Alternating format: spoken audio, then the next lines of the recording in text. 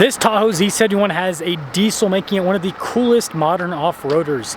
I'll include a link to the Chevy here in Spanish Forks website in the description down below. They're providing us with this Tahoe Z71. Let's get right into it.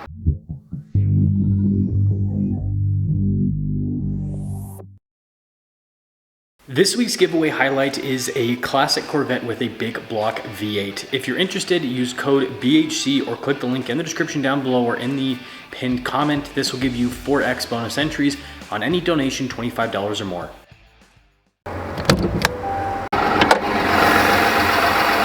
Under the hood is a 3-liter inline-6 turbo diesel that goes through a 10-speed.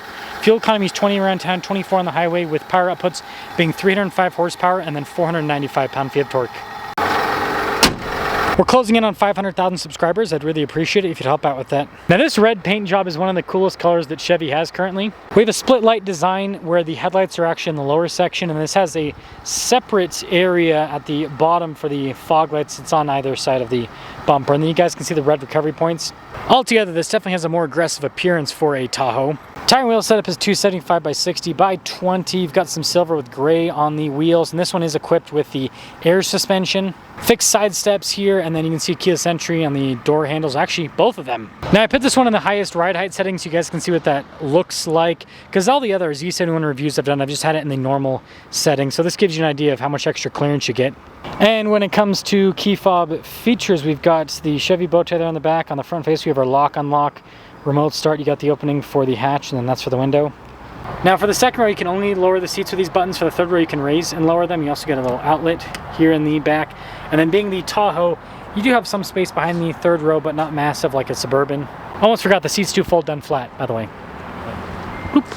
Smoked out taillights, that's a cool design touch. And then you can see a lot of blacked out elements there on the back. And then look at these exhaust tips. There's two on either side.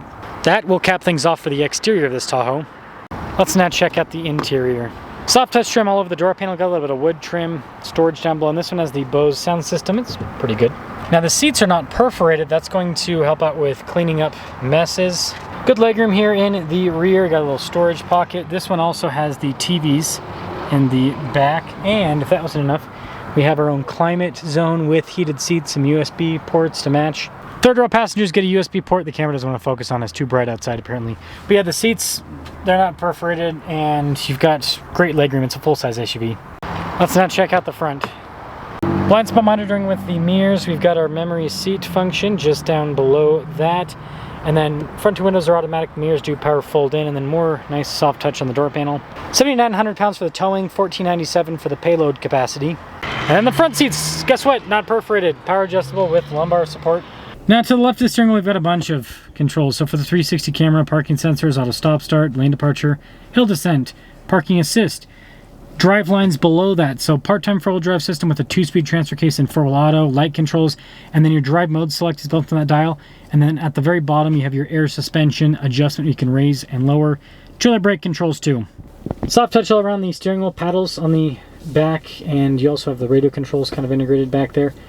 On the front face, you have your heated steering wheel function. That's for the center screen. Cruise control on the other side. Column shifter there in the back.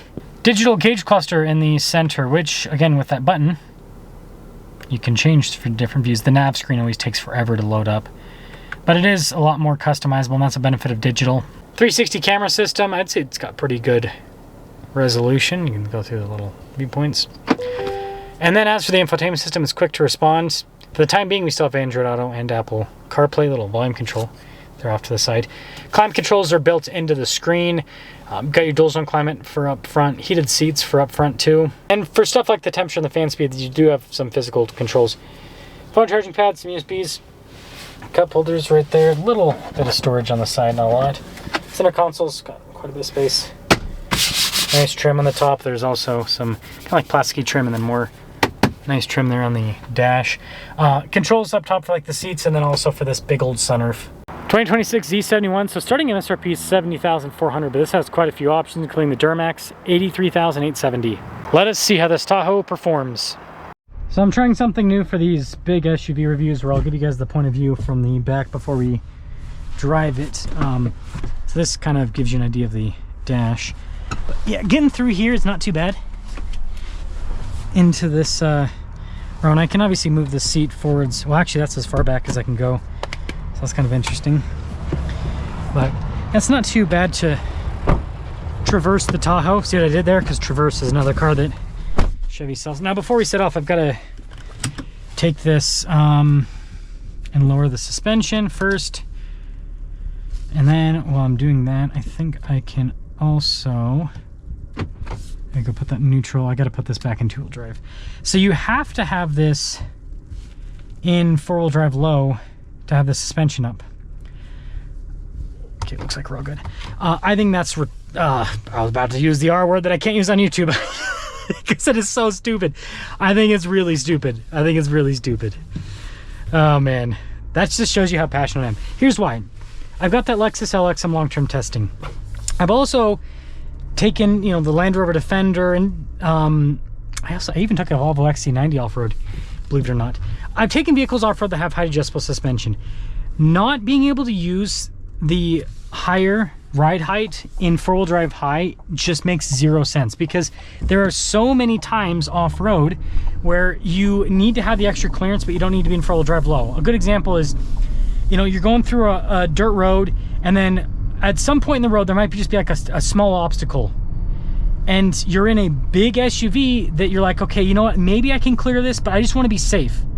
So what do? You quickly jack up the suspension, drive over the rock, whatever the obstacle is, and then you go back down. You weren't really doing like a big rock crawling thing. You're just quick, and then you're back on your way. So the fact that you have to sit there and go, okay, four-wheel drive low, jack up the suspension. I mean, it takes a while for the suspension to pop up.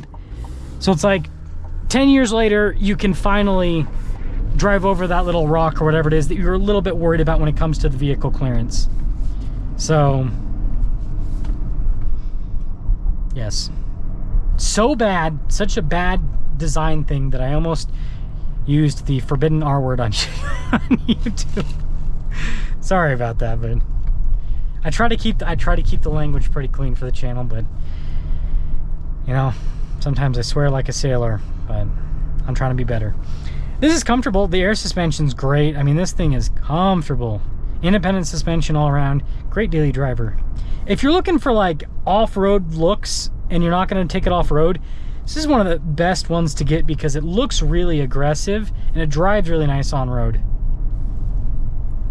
And the diesel's buttery smooth. And that's the thing that'd be great with this off-road is the diesel, right? You get that low-end torque.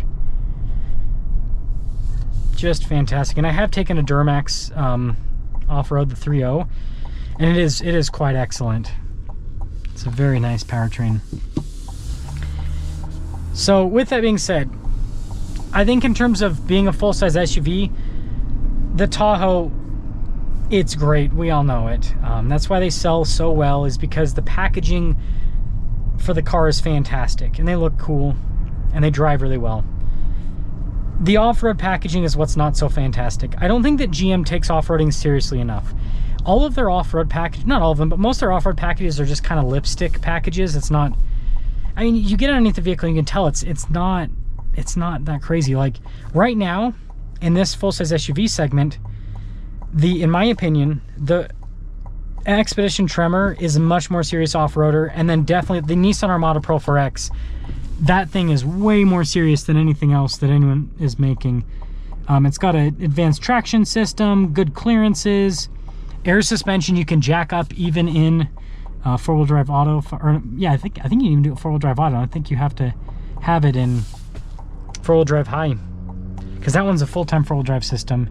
And that's the other thing, is that's full-time four-wheel drive, which this does have auto at least, but that's something else that's kind of nice with, you know, an off-roader, because a lot of the, you know, dirt road, you're not going to be in high, you're just going to be in auto, because you don't really need the grip. So I just wish that Chevy would take off-roading more seriously, because they've got really cool design. It's like they've got so much potential, but they're not living up to that, because they kind of, I think that Chevy just thinks that off-roading is for just for show, just for looks, like peacocking, right? I think that's the right term for it, where you're trying to be like flamboyant and out there, but you don't, it's like all show and no go, you know? You're like, look at me, look what I can do. Well, not really, but just look what I look like I can do. So that's the Z71 diesel. It's a cool vehicle if you're gonna mall crawl. It can do off-roading. it's just not as serious as it ought to be, in my opinion.